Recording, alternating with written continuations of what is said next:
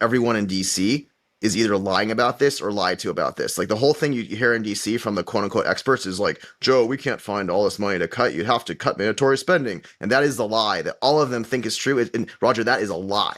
That is just not true. So let me go through this with you really clearly. First of all, yes, Social Security and Medicare, Medicaid is, 3 point whatever trillion dollars. I mean, almost $4 trillion. Probably at least 300 billion of that's fraud. Elon thinks 400 billion. You are allowed to cut fraud from entitlements without, I'll make it more efficient.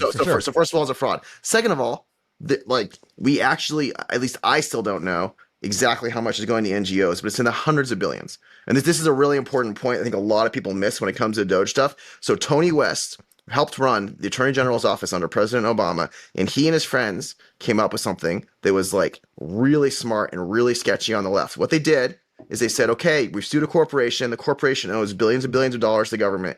Rather than give the money to the government, which goes back to the people, Tony West and his friends don't get to keep it.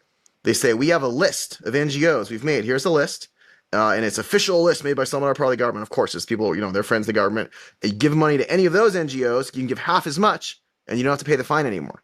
And so something like 15 or $16 billion in the Obama administration started that off and went to these, obviously all of them were woke. All of them were run by the Democratic establishment. So all of a sudden, billions of dollars goes to the Democratic establishment, and they say, wait a second, we really like this money. We like pushing woke ideas in society. We like paying all of our friends to work for us as activists. We like paying for Black Lives Matter rallies, like whatever the hell they were doing, which they were, by the way. And so suddenly they get addicted to that money.